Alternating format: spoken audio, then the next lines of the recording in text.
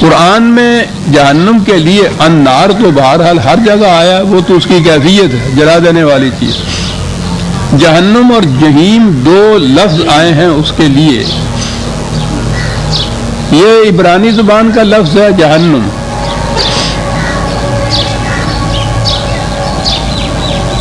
یہ دو لفظوں سے مرکب ہے، جی ہنوم۔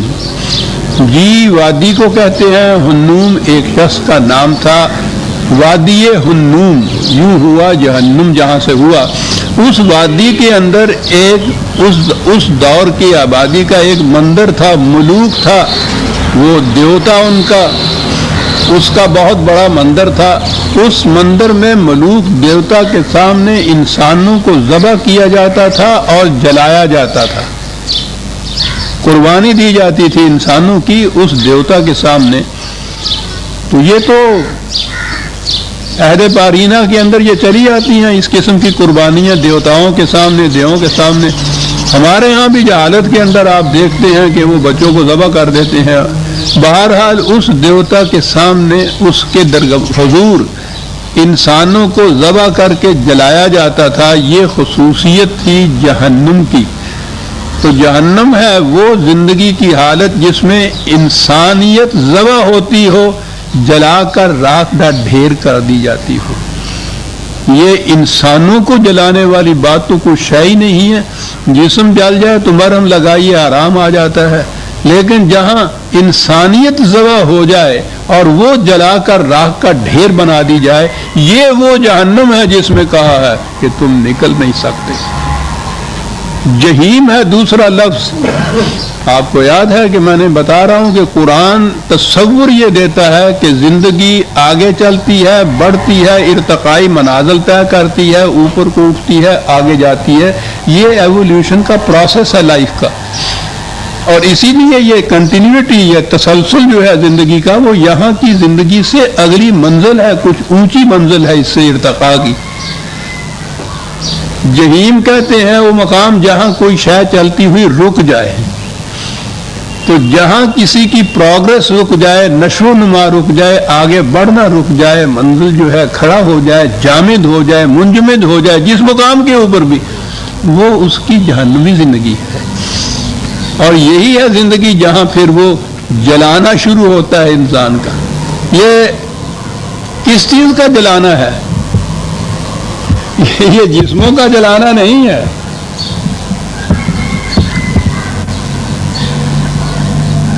ایک 104/6 نار اللہ الموقدۃ التی تطلع علی الافئدہ، جہنم کی آگ خدا کی جلائی ہوئی جو دلوں کو جس کے شعلے دلوں کو لپیٹ لیتے ہیں۔ یہ تو وہ شعلے ہیں جو دلوں کو لپیٹتے ہیں۔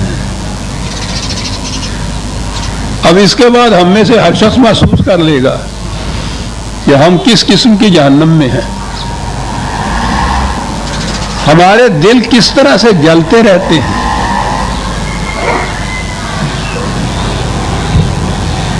انسانیت کس طرح راکھ کا ڈھیر بنتی رہتی، کن چیزوں سے جسم جلتے ہیں، نہ دل جلتے ہیں، انسانیت تباہ ہوتی ہے۔ یہ جو عذاب ہے جہنم کا، قرآن نے کہا ہے کہ عذاب مہین کہیں کہا ہے، کہیں عذاب یخزیہ کہا ہے، جہاں انسان کو ذلیل کیا جائے، جہاں کسی انسان کو تذلیل ہوتی ہے، وہ جہنم کی زندگی ہے اس کی۔ اور اسی لیے جہنم کا جو داروغہ ہے اس کا نام مالک بتایا ہے۔ جہاں بھی کوئی ایک انسان دوسرے انسان کا حاکم اور اس کا مالک اور اس کا آقا بن جائے، ظاہر ہے کہ اس کا نتیجہ جو ہے تذلیل ہے، تحقیر ہے، عذاب الہون ہے، عذاب مہین ہے، ذلت کا عذاب۔ اب یہ دیکھ لیا نا کہ وہ جو دلوں کو لپیٹتے ہیں شعلے جس آگ کے، وہ آگ کیا ہے؟ تذلیل انسانیت ہے۔ یہ بھوک پیاس بیماری یہ چیزیں، یہ ایسا عذاب نہیں ہوتی، یہ تو فزیکل چیز ہے۔ وہ جو دلوں کو لپیٹتی ہے چیز، وہ تذلیل ہے انسانیت کی۔ تو جہنم میں سب سے بڑی چیز جو ہے یہ جو میں نے ابھی عرض کیا ہے کہ وہاں کا داروغہ جو ہے اس کو مالک کہا گیا ہے. ایک انسان کا مالک دوسرا انسان، یہ تو وہی سلیوری اور غلامی اور لونڈیوں کی زندگی کی بات ہے، انسان کی تو بات نہیں. اور جو ہی ایک کوئی مالک ہوا کسی دوسرے کا تو ذلیل تو اس کے بعد فوراً ہوئی وہ آ ہی جاتا ہے حیوانی سطح کے اوپر، انسانی سطح کے اوپر وہ رہتا ہی نہیں. ملکیت تو ان حیوانات کے اوپر ہوتی ہے، انسان کی ملکیت دوسرے انسان پر، انسان کی حکومت دوسرے انسان پر.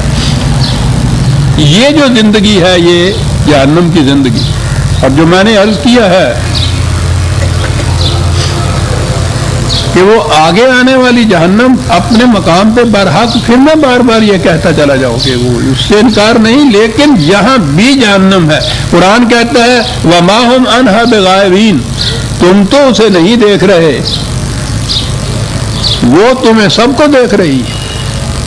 وہ تو یہاں دیکھ رہی ہے جہنم، ہماری آنکھیں بند ہیں. وہ کہتا ہے کہ تم غافلین ہو، آنکھیں بند کیے ہوئے ہو، جو جہنم کو دیکھ نہیں رہے. جہنم یہاں موجود ہے. اِنَّ جَهَنَّمَ لَمُحِيطَةٌ بِالْكَافِرِينَ، نہ ماننے والوں کو گھیرے ہوئے ہے چاروں طرف سے. وہ تو جہنم گھیرے ہوئے ہے.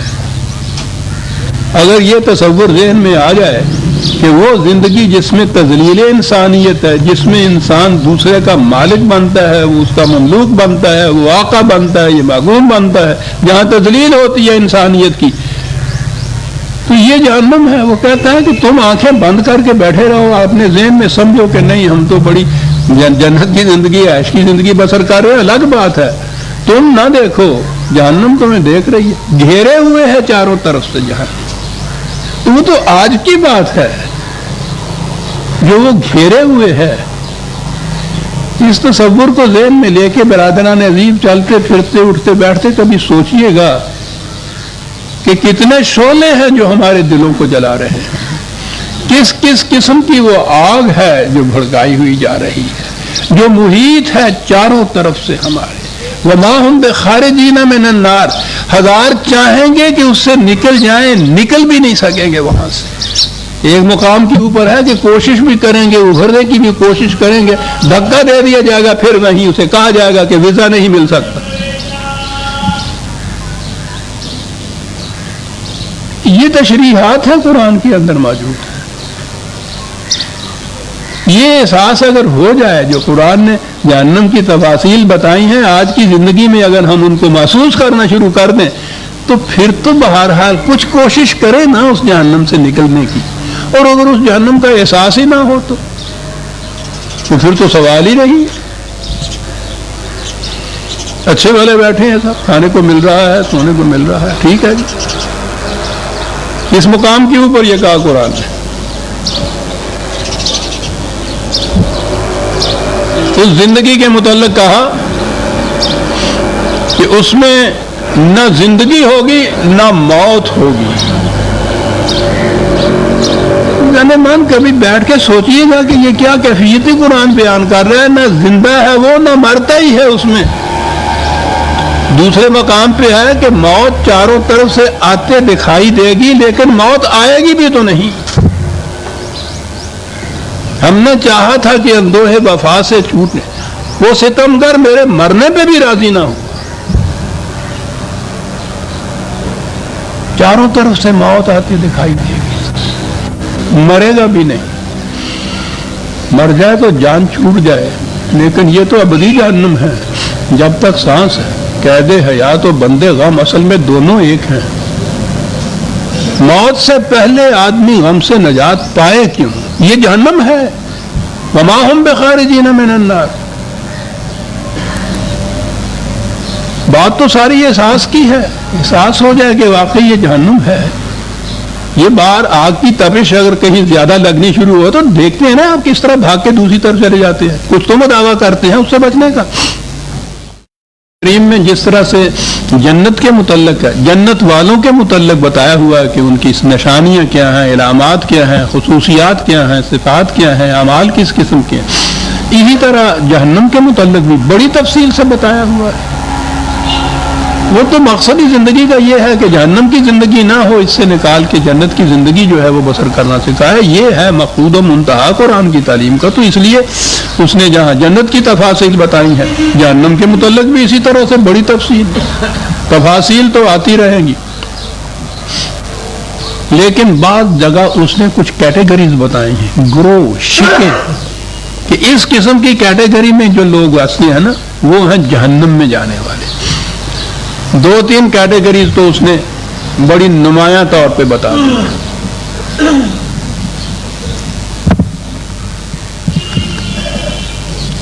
سورہ توبہ کی آیت 9/34 جو ہے، 2 گروہ تو یہاں بتائے ہیں. یا ایھا الذین آمنوا ان کثیرا من الاحبار والرہبان لیاکلون اموال الناس بالباطل ویصدون عن سبیل اللہ. ایک گروہ ان مذہبی پیشواؤں کا خود محنت نہیں کرتے، دوسروں کی محنت کی کمائی کے اوپر جیتے ہیں. دعویٰ یہ کرتے ہیں کہ ہم خدا کے راستے کی طرف تمہیں لے جاتے ہیں، حالانکہ خدا کے راستے میں سب سے بڑی رکاوٹ یہ خود ہوتی ہے.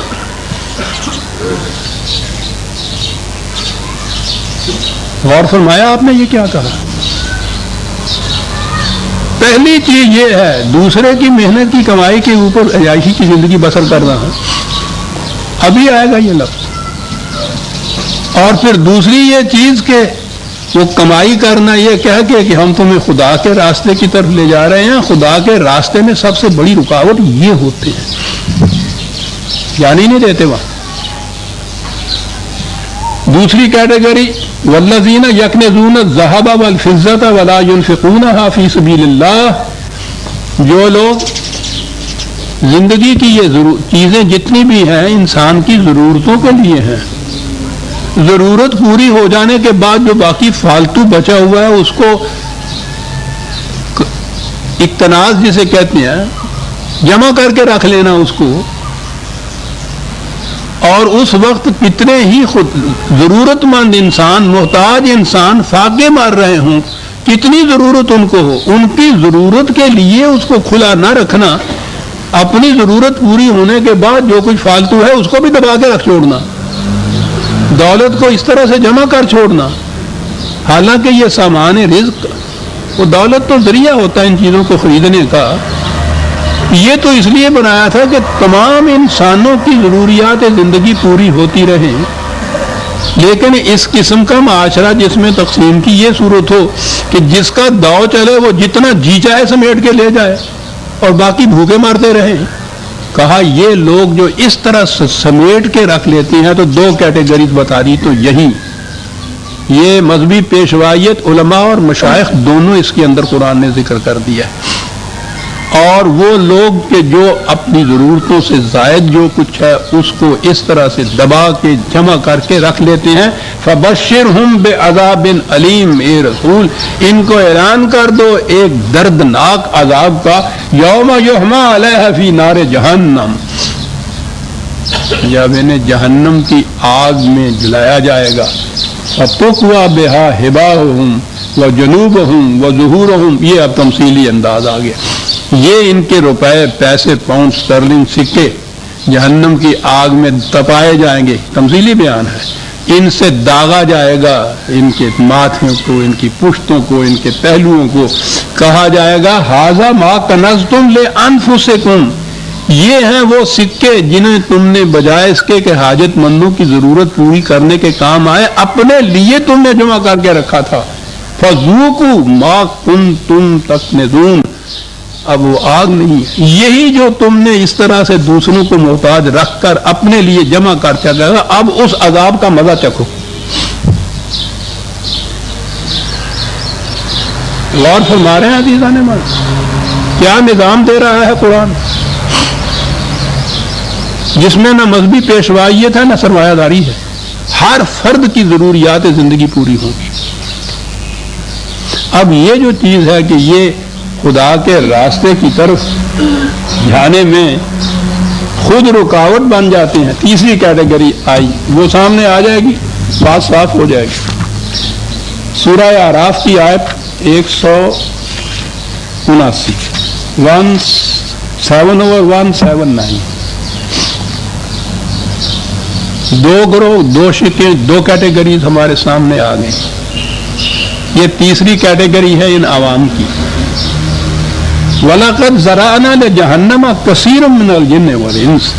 کہتے ہیں یہ آبادیاں متمدن دنیا کی شہروں کی ہوں، آبادیاں باہر کی ہوں، کچھ لوگ ایسے ہوتے ہیں کہ جن کے حالات بتا رہے ہوتے ہیں کہ یہ تو جہنم میں جانے والے ہیں.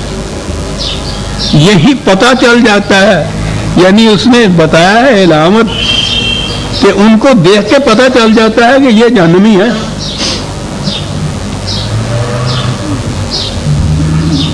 کیا نشانی بنائی؟ کون ہیں لوگ یہ؟ لَهُمْ قُلُوبٌ لَا يَفْقَهُونَ بِهَا. سینے میں وہ دل تو رکھتے ہیں کہ جن میں سمجھنے کی صلاحیت ہے، لیکن ان سے سمجھنے سوچنے کا کام نہیں لیتے. وَلَهُمْ أَعْيُنٌ لَا يُبْصِرُونَ بِهَا. آنکھیں رکھتے ہیں، دیکھ سکتے ہیں، دیکھنے کا کام نہیں لیتے. وَلَهُمْ آذَانٌ لَا يَسْمَعُونَ بِهَا. کان بھی رکھتے ہیں، سننے کا کام خود نہیں لیتے. ایک تو وہ ہے نا کہ جن میں یہ صلاحیتیں ہی نہیں ہیں. چلیے کسی سطح پہ لے لی زندگی لے لیجیے، ہے ہی نہیں صلاحیتیں، یا ویسے ہی مینٹلی ایسے ہو گئے. پہلی چیز یہ ہے کہ یہ سب کچھ رکھتے ہیں، ان سے خود کام نہیں لیتے، سمجھنے کا، سوچنے کا، دیکھنے کا، بھالنے کا. اب آئیے ادھر کڑی جا ملی ہے مذہبی پیشوائیت کے اوپر. کوئی معاملہ، کوئی مسئلہ، کوئی پرابلم سامنے آئے، یہ نہیں ہے کہ وہ دیکھیں کہ حالات کیا ہیں، سنیں کہ اس کے متعلق وا فریاد کیا ہو رہی ہے، سوچیں کہ اس کا حل کیا ہوگا. کرتے کیا ہیں وہ؟ جب بھی کوئی بات ہو تو انہوں نے کہا یہ الماوردی نے یہ کہا ہے، طبری نے یہ فرمایا ہے، ابن کثیر میں یہ آیا ہے. ارے بھائی،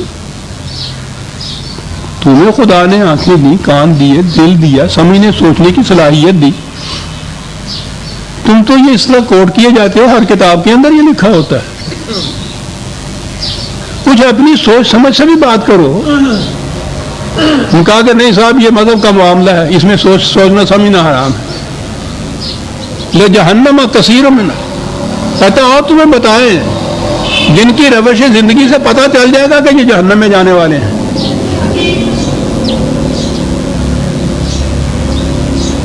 یہ سطح زندگی انسان کی نہیں ہے، یہ حیوان کی سطح زندگی ہے. پہلے تو یہ کہا کہ اولئک کالانعام، پہلے یہ کہا کہ اس اعتبار سے تو یہ سمجھ لیجئے کہ یہ جو زندگی ہے یہ انسان کی نہیں، حیوانوں کی ہے. یہ حیوان کی بات ہے کہ ریوڑ چرانے والا اس گلے کو، ریوڑ کو لیے جاتا ہے، اس نے تا کہا وہ بائیں کی طرف مڑ گئے، اتے کہا وہ دائیں کی طرف چلے گئے. نہ اپنی آنکھیں، نہ اپنے کان، نہ اپنا دل، جس طرف آواز دی جا رہی ہے اس طرف چلے جا رہے ہیں. صاحب ماوردی نے یہ کہا ہے، ابن کثیر نے یہ فرمایا ہے، جو گڈریا کہتا چلا جا رہا ہے یہ مانتے چلے جا رہے ہیں. نہ اپنی آنکھیں ہیں، نہ کان ہے، نہ دل ہے موجود. یہ پہلی چیز دیکھیے.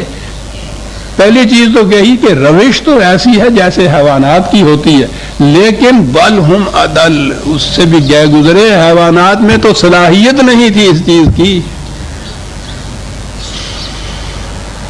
صلاحیت رکھتے ہوئے اپنے دل و دماغ سے کام نہ لینا، اپنے عقل و شعور اور فکر اور علم اور تدبر سے کام نہ لینا، انعام کی طرح، بھیڑوں کی طرح آواز پہ چلتے چلے جانا.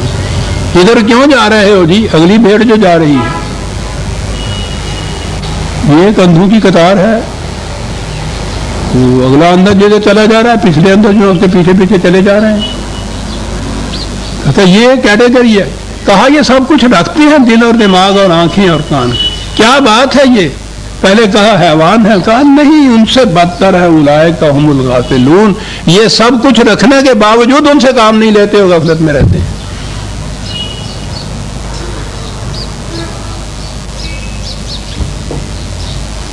اور کیٹیگری جو ہیں ان کو تو سر دست چھوڑ دیجیے. یہ 3 کیٹیگریز ہی لے لیجیے.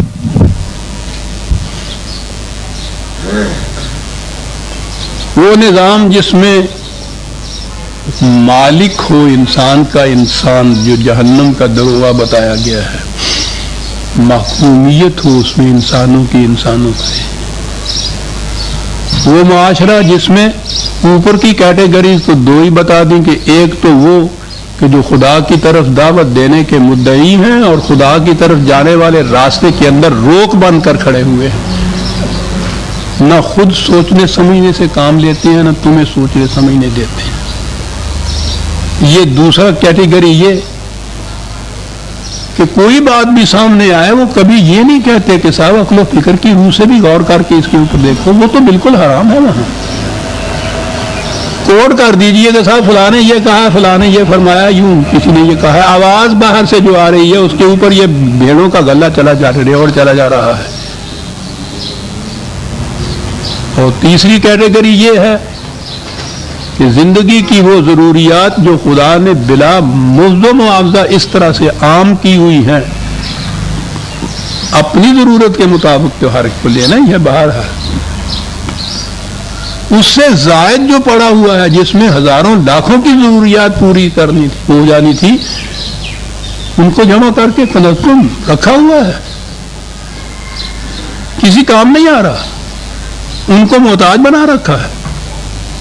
یہ تیسرا نظام کے اعتبار سے آپ دیکھیں، یہ نظام سرمایہ داری ہوتا یہ ہے کہ معنی ہوتے ہیں کہ ہر فرد کو حق حاصل ہے، جتنی جی چاہے دولت وہ جمع کرتا رہے، اس سے فکر نہیں ہوتی کہ کتنے محتاج ہو جاتے ہیں، محروم ہو جاتے ہیں اس دولت سے۔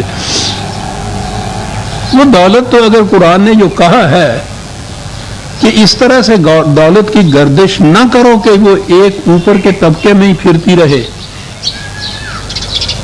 یہ ذریعہ ہے انسانوں کی نشو و نما کی اشیاء کے پیدا کرنے یا خریدنے کا، یہ سارے طبقے کے اندر اس کو گردش کرنا چاہیے۔ اوپر کرتی چلے جائے گی تو نیچے کا طبقہ محروم رہ جائے گا نا۔ تو یہ دو کیٹیگریز تو یہاں ہو گئے، مذہبی پیشوائیت، سرمایہ داری۔ اب رہے وہ دوسرے عوام، ان کے متعلق کہا کہ اگر وہ سمجھنے سوچنے کی صلاحیت رکھنے کے باوجود سمجھ سوچ کے کام نہیں لیتے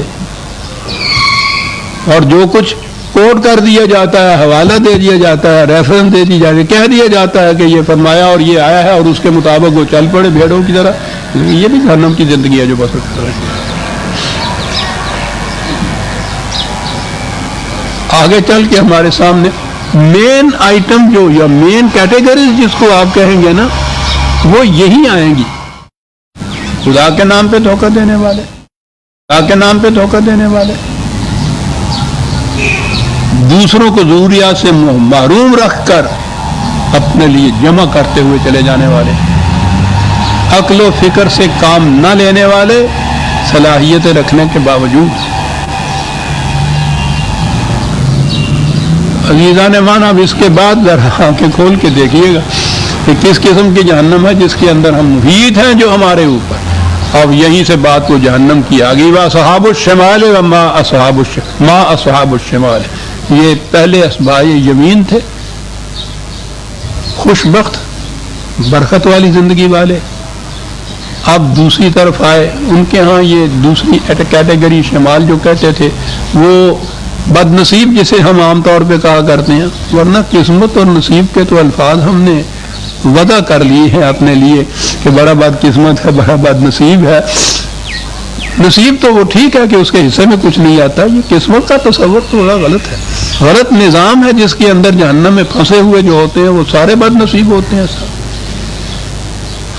وہ اصحاب الشمال اس معنی میں جس میں ہم کہتے ہیں نا کہ اب آئیے ان کی طرف جو بڑے بد نصیب ہیں بیچارے، کیونکہ ادھر اصحاب یمین کہا تھا جس کے معنی دائیں ہاتھ والے ہوتے ہیں۔ فی سموم و حمیم، اب وہ آئی تمثیلی بیان جو آیا ہے، وہی جس کو عذاب کہا جائے گا۔ عرب جیسا ملک، صحرا جیسا، ہم تو جانتے ہی نہیں سموم ہوتی کیا ہے کم بات۔ یہ تو کبھی کبھی ہمارے ہاں لو چلتی ہے تو اس لو میں بھی آپ دیکھیے اس کے تھپیڑے کیا کرتے ہیں انسان کو، لیکن یہ لو تو اس لو کے مقابلے میں شے کچھ نہیں ہوتی۔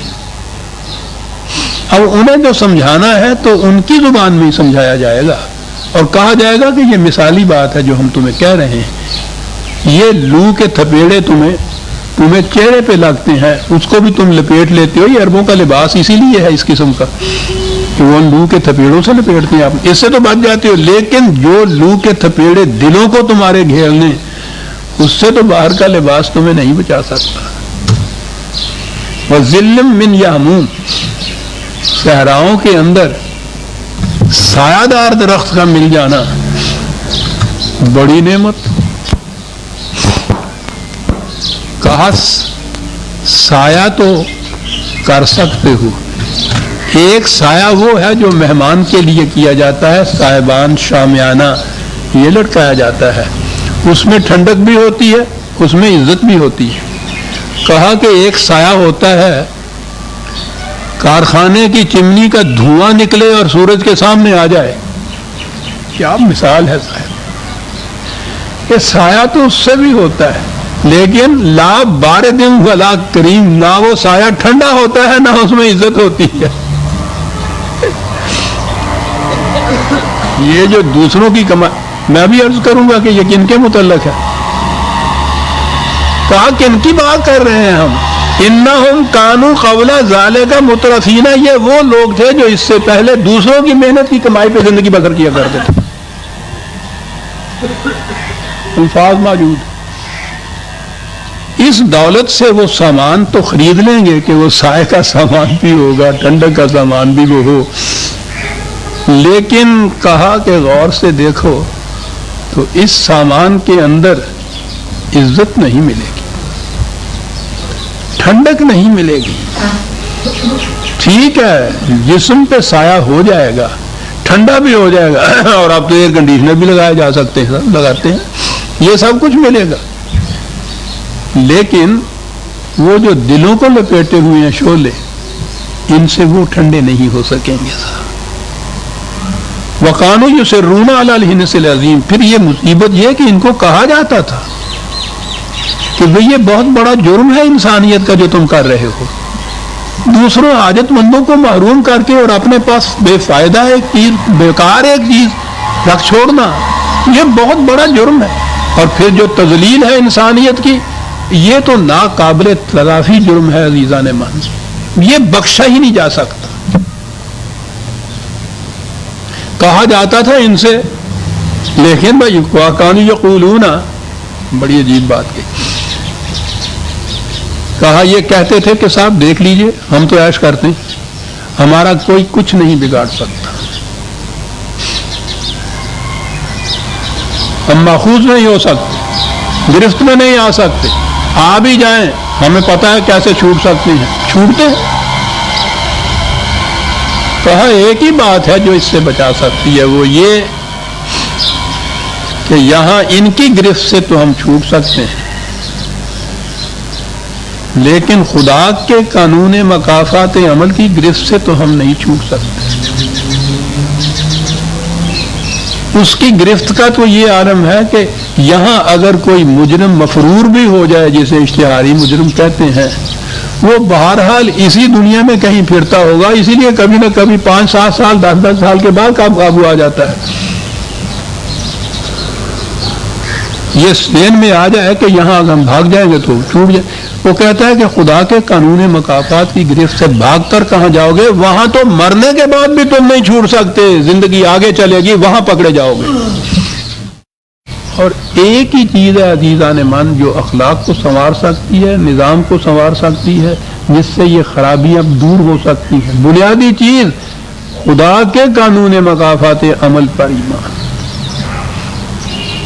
جس چور کو یہ پتا ہو کہ سامنے سپاہی کھڑا ہے، وہ اس وقت تو کبھی چوری نہیں کرے گا۔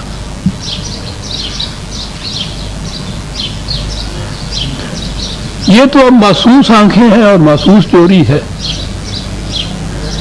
جس کے متعلق یہ کہا جائے کہ وہ قانون مکافات تمہارے دل میں گزرنے والے خیالات تک سے بھی واقف ہے، پھر چوری نہیں کی جا سکتی۔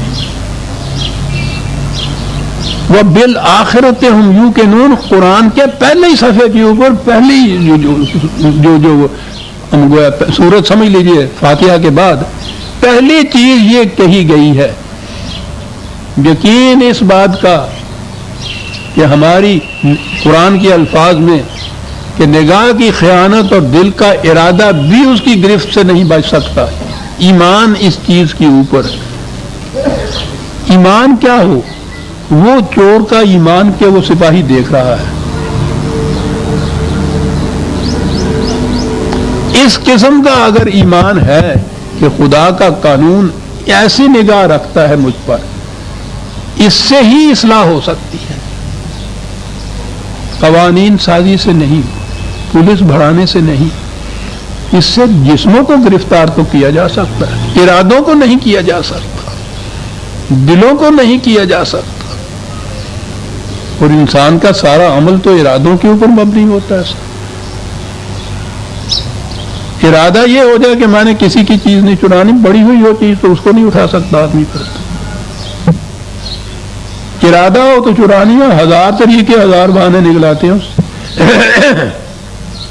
یہ جو مستقل ارادہ اس چیز کے جسے میں نے کہا ہے نا، یقین جس کو کہا جاتا ہے، یہ ہے بالآخرت ہم یوقنون. کہا ان سے یہی ہے کہ یہ جو اس طرح مترفین کی زندگی بسر کرتے تھے، دوسروں کی محنت کو سلب کر کے غصب کر کے لے جاتے تھے اور اس میں آپ عیش لاتے تھے، یہ ان کی بات کی جا رہی ہے کہ کہتے یہ تھے کہ ہمیں کون پکڑ سکتا ہے. دوسرے مقام پہ ہے کہ ان سے کہو کہ صاحب خدا کیا کہنے لگا کہ کوئی بات نہیں، میں نے انتظام کر رکھا ہوا ہے، تم دیکھو گے مولا چاہے گا ہم وہاں بھی عیش ہی کریں گے. میں نے جتنی آرام کی کمائی ہے نا، جتنی دولت، میں نے ایک مسجد بنوا دی ہے اس میں سے. ادھر کا تو میں نے کر لیا انتظام. قرآن میں یہ ہے کہ یہ کہتے ہیں کہ تم دیکھو گے ہم وہاں بھی عیش کریں گے، کیونکہ انہیں بتایا گیا ہے کہ جو یہاں مسجد بنا دے گا وہاں زمرد کا گھر بنے گا. وہ تو پہلے بن چکا ہوا ہے.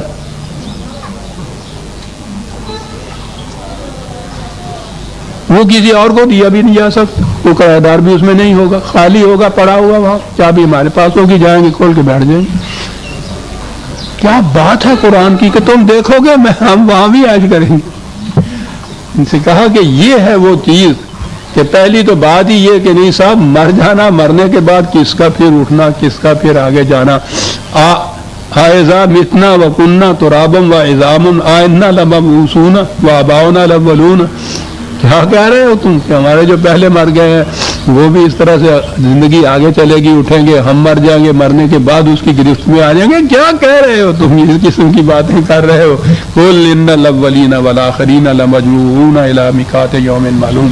ان سے کہو کہ سوال ہی نہیں ہے کوئی پہلے مر گیا ہے یا بعد میں مر گیا ہے. یہ بات بھی نہیں ہے کہ جسم ہڈیاں تمہاری جو ہیں وہ چورا چورا ہو گئی ہیں، جسم گل سڑ گیا ہے. یہاں جسم کا سوال ہی نہیں ہے. شعلے تو وہ دل کو لپیٹتے تھے اور وہ دل تو ہم آگے لے جائیں گے. یعنی دل کے معنی یہ لوتھڑا گوشت کا نہیں ہے جس کو یہ کلینکلی ہارٹ کہا جاتا ہے، جس کے بند ہو جانے سے موت ہو جاتی ہے. وہ تو آگے جائے گا، اس کو انسان کہا جاتا ہے. ثم انکم ایھا الضالون المکذبون. ہے اس زندگی کو، خدا کے قانون مکافات کو جھٹلانے والوں، غلط راستے پہ چلنے والوں، وہاں تمہیں یہ نظر آ جائے گا کہ یہ کہنے والے ٹھیک کہتے تھے تمہیں کہ یہ گرفت مواخذہ ہے خدا کے قانون میں. اس وقت میں آنکھوں سے نظر آ جائے گا سب. وَبُرِّزَتِ الْجَحِیمُ لِمَن یَرَا. قرآن کہتا ہے جہنم ابھار کر سامنے لایا جائے گا ان کے لیے جو اب دیکھنے کی آنکھیں رکھتے ہوں. ہے تو اب بھی موجود لمن یرا، جو اس کو دیکھنے کا. وہاں یہ کہا جائے گا، پھر وہی ذرا سی تفصیل ہے اور یہ عجیب چیز ہے. لآکلون من شجر من زقوم. وہ شجرۃ الزقوم کہا گیا ہوا ہے. یہ ان کے ہاں وہ کہنے کے لیے تو ویسے اس قسم کا یہ جیسے تھور کی قسم کا کوئی ہوتا ہے نا، یوں مجازی معنی تو اس کے حقیقی معنوں میں تو یوں ہوتا ہے. وہ کہا کرتے ایسا کھانا کہ جو نہ اگلا جائے نہ نگلا جائے. اس قسم کا دوسری جگہ یہ کہ وہ تم یہ نہ سمجھ لینا کہ سچ مچ کا کوئی وہ پودا ہے جس کی بات کی جا رہی ہے، اس کو تو کہا گیا ہے کہ وہ تو جہنم کی اس کی جڑیں جہنم کے پتالے سے نکلیں گی.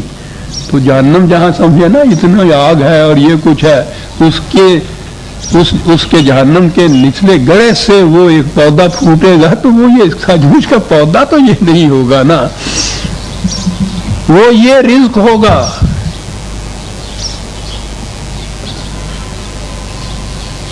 یہی بات بتا دی کہ یہ کون لوگ ہیں جن کو یہ رزق ملے گا. 44/44 بڑی تفصیلات ہیں عزیزان من جہنم کی زندگی. بچ ہی سکتا ہے انسان اس طرح سے. اور 44/45 والی لے لیجیے. ان شجرۃ الزقوم طعام الاثیم. پہلی بات تو یہ کہہ دی، یہ زقوم یہ رزق کن کا ہے. یہ میں نے پہلے بھی بتایا تھا کہ ہمارے ہاں تو ترجموں کے اندر جتنے الفاظ ہیں نا، اسم اور عدوان اور عصیان اور یہ سب کا ترجمہ گناہ کیا جاتا ہے. یہ ایسی بات نہیں ہے کہ یہ شاعری ہے کہ کبھی یہ لفظ کہہ دیا کبھی وہ، یہ تو شعر کے لیے ہوتا ہے نا، وزن کے لیے، قافیے کے لیے. قرآن کا تو ایک لفظ پہاڑ کی طرح اٹل ہے، الگ معنی رکھتا ہے. اسم ہوتا ہے جس میں انسان تھک جائے، مزمل ہو جائے محنت کرنے کی، اس میں سخت باقی نہ رہے. یہ دوسروں کی کمائی کے اوپر جب جینے کی عادت پڑ جائے، اس میں محنت کرنے کی سخت ہی نہیں رہتی. اس لیے اس نے نظام یہ بتایا ہے کہ لیس للانسان الا ما سعی. محنت کا معاوضہ ملنا چاہیے، یاد رکھو. اس سے قومیں زندہ رہتی ہیں. اگر بغیر محنت کیے ہوئے آپ اس قسم کی عیاشی کی زندگی بسر کر سکتے ہیں تو محنت کرنے کی صلاحیت ہی ختم ہو جاتی ہے. اس کے بعد آپ اس قابل ہی نہیں رہتے کہ زندہ محنت کرنے والے جفاکش انسانوں کے ہمدوش چل سکیں. اور ان کے ہاں ناقۃ عاصمہ اس اونٹنی کو کہتے تھے جو تکان کی وجہ سے باقی ڈار سے پیچھے رہ جائے، آگے ان کے ساتھ چل نہ سکے. برادران عظیم، افراد کو چھوڑ دیجیے، قوموں کو دیکھیے، اپنی قوم کو دیکھیے. زندہ قومیں جو اس سطح پہ جو زندہ قومیں ہیں، فزیکلی بھی جو زندہ قومیں ہیں، میٹیریلی بھی جو زندہ قومیں ہیں، ہم تو ان کے ساتھ چلنے بھی قابل نہیں رہے. ہم سے زیادہ ناقۃ و عاصمۃ کون ہوگا؟ تھکی ہوئی اونٹنی کون ہوگی؟ قافلہ آگے جا رہا ہے، ڈار آگے جا رہی ہے، ہم ان کے ساتھ نہیں چل سکتے کہ تھک چکے ہوئے. کیسے تکان آتی ہے؟ محنت کرنی چھوڑ دی جائے اگر تو. کہا کہ یہ جو تھا آکلون شجرۃ من زقوم طعام الاثیم تھا. کس کو دیا جائے گا؟ یہ انہیں دیا جائے گا اور کہا جائے گا ذق. بڑی زور کا من کام جانے، ذق ٹھوسا جائے گا اس کے منہ میں، کہا جائے گا. یہ لفظ ہی آپ دیکھیں، یہ ذق کا لفظ جو قرآن نے، وہ تو ایک لفظ کے اندر بحاق آتی ہے. انداز قرآن کا لفظ میں تصویر کھینچ لیتا ہے. ٹھوسا جائے، کھایا نہ جا سکے، نگلا نہ جا سکے. اسے کہا کہ چکھو، چکھنا پڑے گا. کیوں؟ انا کا انت العزیز الکریم. وہاں تو بہت بڑا آنریبل بنا پھرتا تھا سر، اپنے آپ کو بڑا صاحب عزت بنا رہا تھا، عزیز بھی کہ میں بڑی قوتوں کا مالک ہوں. کریم بھی سمجھتا تھا کہ صاحب میں بڑا باعزت ہوں. صاحب دولت جب معیار ہو جائے آپ کے ہاں، قوت کی، عزت کی، محنت کرنی چھوڑ دیتا ہے آدمی، پھر اسیم ہو جاتا ہے. یہ دیکھیے، یہ طعام اسیم کہا گیا ہے. کھانے کی تو صلاحیت یہ ہے نا کہ کھائے تو توانائی آئے انسان کے اندر، قوت آ جائے، چلنے کی طاقت آ جائے. بیمار کے بعد بھی کہتے ہیں کہ صاحب انہیں کوئی کھلاؤ بلاؤ ہے، تھوڑا جہا تندرست ہوئے. طعام جو ہے صحیح، اس کا یہ نتیجہ ہونا چاہیے. لیکن ایک طعام وہ ہے کہ اس کے بعد اور زیادہ توانائی کام ہو جائے، وہ یہ ہے طعام جو دوسروں کی محنت کے اوپر آدمی کھاتا ہے. اس کی توانائی اسی طرح کم ہوتی چلی جاتی ہے، خواہ وہ فرد ہو خواہ وہ قوم ہو، صحیح کی اس کے اندر ہمت ہی نہیں رہتی، پھر محنت کر کے کھانے کی عادت ہی نہیں رہتی اس کے لیے۔ تعامل اسیم قرآن ہے، یہ ہے وہ رزق جس کو زقوم کہا گیا ہے۔ ذق انک انت العزیز الکریم، یہ ہے وہ دولت کے انبار ہیں، بہت بڑا صاحب قوت اور صاحب عزت کریم بھی ساتھ ہے کہ بڑا معزز سمجھتا تھا۔ ان کی بارگاہ میں جب وہ استقبالیہ میں وہ پڑھا جاتا ہے نا، اس کے ہاں کا جو فریم کر کے پھر جو دیا جاتا ہے، اس میں القاب ان کے جو ہوتے ہیں وہ ذرا دیکھیے، عزیز و کریم تو دو ہی لفظ ہیں صاحب، دنیا بھر کے اوصاف ان کے ہاں، اس لیے کہ اس نے زیادہ سے زیادہ غریبوں اور محنت کشوں کی دولت کو سلب کیا تھا۔ ذق انا کا انتن، عربی جاننے والے جانتے ہیں کہ پہلے انا کا بھی کہا پھر انتا بھی کہا، اس میں بڑی شدت سے ایک چیز بیان کی جاتی ہے، چکھ اس کو، کھا اس کو، بہت بڑا بنا پھرتا تھا، مترفین میں اس کا طبقہ تھا۔ یہ ہے وہ رزق عزیزان من، اور جس کے متعلق وہ کہا گیا تھا کہ اے طائر لاہوتی، اس رزق سے موت اچھی جس رزق سے آتی ہو پرواز میں کوتاہی۔ یہ پرواز میں کوتاہی آ جاتی ہے، اس رزق سے محنت کرنے کی عادت ہی نہیں رہتی، پھر وہ فرد بھی اس طرح سے مزمل ہو جاتے ہیں اس کے قبا، قومیں بھی اس طرح سے تباہ ہو جاتی ہیں، دوسری قوموں کے ہمدوش چلنے کے وہ قابل ہی نہیں رہتی۔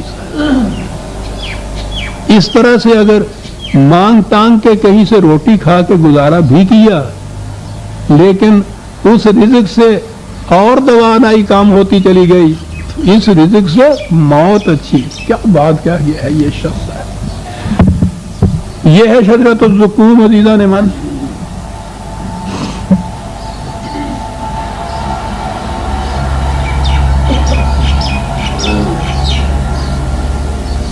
فمالئون منہ البطون، ٹھیک ہے پیٹ تو بھر جائے گا، توانائی نہیں آئے گی اس سے۔ کیا اشارہ ہے؟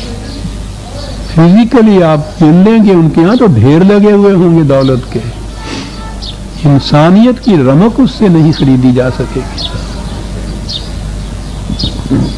فشاربون علیہ من حمیم، پینے کے لیے بھی قرآن نے دو ہی قسم عذاب میں پانی بتائے ہیں، اور وہ پودوں کی مثال دے کے بتایا ہے۔ ایک تو ابلتا ہوا پانی، پودا کھیتی اس کی زندگی پانی پہ ہوتی ہے، اسی سے وہ پھوٹتی ہے کوپل، اسی سے وہ بڑھتا پھولتا پھلتا ہے، لیکن اگر کھولتا ہوا پانی ڈال دیا جائے اچھا بھلا پودا بھی جھرمر ہو کے رہ جاتا ہے۔ اور دوسری طرف قرآن نے ایک دفعہ کہا کہ اگر وہ برفیلا پانی، برف جیسا یخ بستہ پانی ہو، جب بھی مرجھا جاتا ہے وہ، افراط و تفریط دونوں مار دیتی ہے۔ اس نے کہا ہے کہ افلاس سے بھی قومیں تباہ ہوتی ہیں، اس نے کہا ہے افراط زر سے بھی قومیں تباہ ہوتی ہیں۔ نہ کھولتا ہوا پانی اس کے لیے مفید ہوتا ہے، نہ یک بستہ مفید ہوتا ہے۔ کہا کھولتا ہوا پانی، فشاربون شرب الہیم،